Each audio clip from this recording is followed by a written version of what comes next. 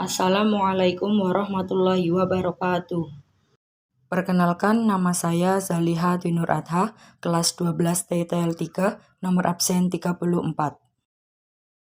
Di sini saya akan memaparkan materi keberhasilan tahapan produksi massal.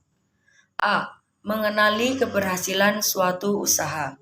Salah satu cara paling mudah untuk mengetahui suatu usaha berhasil adalah melihat pendapatan yang diperoleh. Jika pendapatan yang diperoleh melampaui target, dapat dikatakan bahwa usaha yang dilakukan berhasil. Sehingga dapat diketahui bahwa definisi keberhasilan usaha adalah keberhasilan dari bisnis mencapai tujuannya, di mana keberhasilan tersebut didapatkan dari wirausaha yang memiliki otak yang cerdas, yaitu kreatif, mengikuti perkembangan teknologi, dan dapat menerapkan secara proaktif. Selain itu, keberhasilan usaha juga dapat dilihat dari efisiensi proses produksi yang dikelompokkan berdasarkan efisiensi secara teknis dan efisiensi secara ekonomis. Target perusahaan yang ditentukan oleh manajer pemilik usaha, permodalan, skala usaha, hasil atau laba, jenis usaha atau pengolahan, kinerja keuangan, serta image perusahaan. Faktor yang mempengaruhi keberhasilan usaha dapat diketahui dari dua faktor, yaitu 1. Faktor internal, diantaranya adalah kualitas sumber daya manusia, penguasaan organisasi, struktur organisasi, sistem manajemen, partisipasi, kultur atau budaya bisnis, kekuatan modal, jaringan bisnis dengan pihak luar, tingkat entrepreneurship. 2. Faktor eksternal dapat dibagi menjadi dua, yaitu A. Faktor pemerintah, diantaranya kebijakan ekonomi, birokrat, politik, dan tingkat demokrasi. B. Faktor non-pemerintah, yaitu sistem perekonomian, sosiokultur budaya masyarakat, sistem perburuhan, dan kondisi perburuhan, kondisi infrastruktur, tingkat pendidikan masyarakat, dan lingkungan global. Kriteria penting sebagai indikator keberhasilan usaha yaitu 1. Kemampuan menyesuaikan diri. 2. Produktivitas adalah hubungan antara masukan dan keluaran suatu sistem produksi. Dalam hal ini, untuk mengatur hubungan tersebut, menggunakan rasio keluaran dibagi masukan. 3. Kepuasan kerja adalah kondisi psikis menyenangkan yang dapat dirasakan oleh pekerja atau pegawai di dalam suatu lingkungan pekerjaan atas perannya dalam organisasi dan kebutuhannya terpenuhi dengan baik. 4. Kemampuan mendapatkan laba dan pencarian sumber daya. B. Indikator keberhasilan usaha.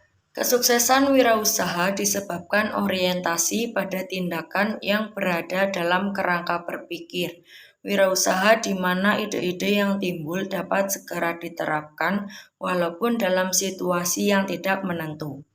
Karakteristik berpikir pada tindakan kewirausahaan ada 5, yaitu 1. Sangat bersemangat dalam melihat atau mencari peluang-peluang baru.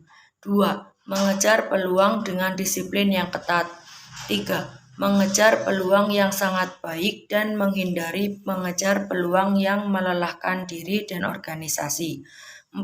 Fokus pada pelaksanaan.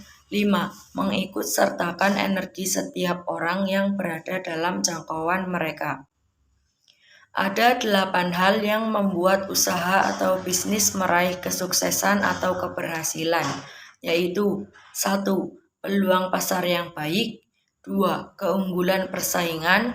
3. Kualitas barang atau jasa. 4. Inovasi yang berproses. 5. Dasar budaya perusahaan. 6. Menghargai pelanggan dan pegawai.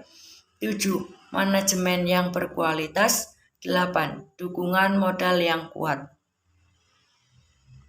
Adapun indikator keberhasilan usaha menurut Suryana, keberhasilan usaha terdiri dari 1. Modal. 2. Pendapatan. 3. Volume penjualan.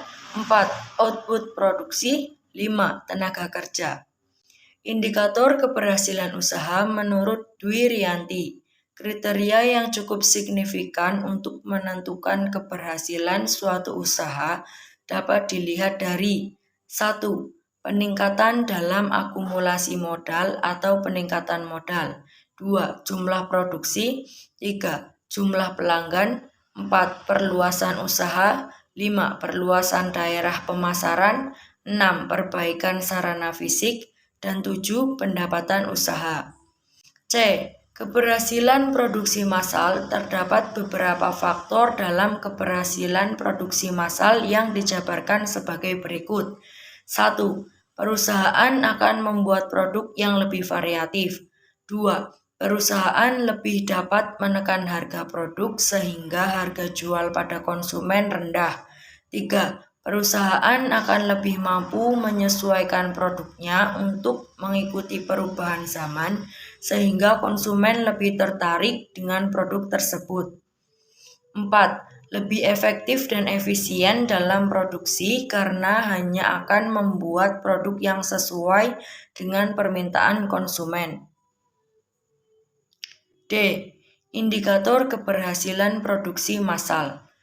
Adapun pengukuran keberhasilan dalam produksi massal meliputi hal-hal berikut. 1. Produktivitas.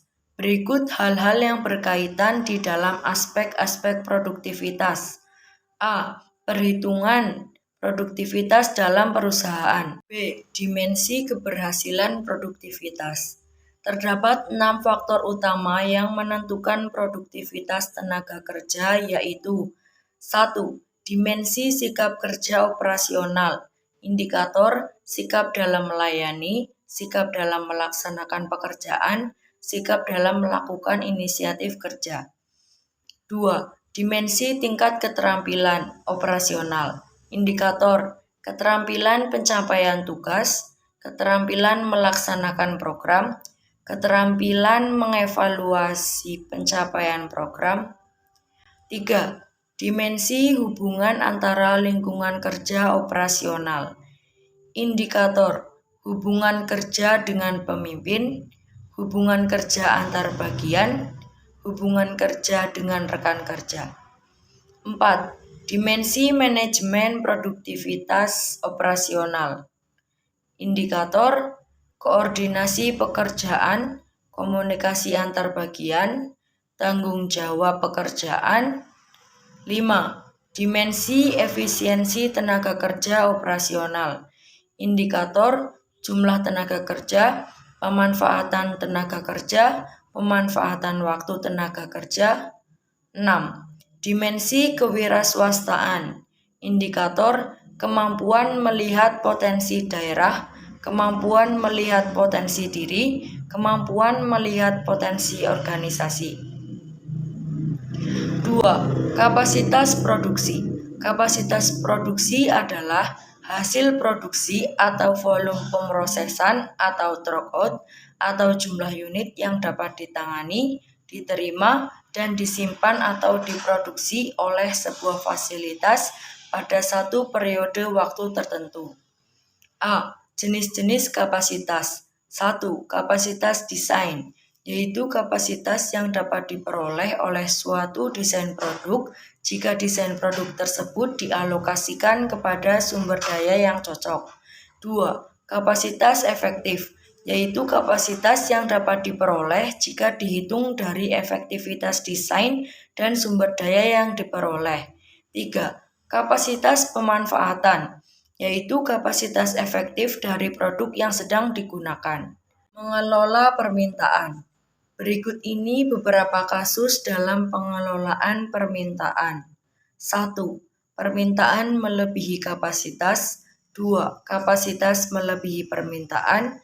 3. Penyesuaian pada permintaan musiman. Demikian materi yang dapat saya sampaikan. Kurang dan lebihnya saya mohon maaf.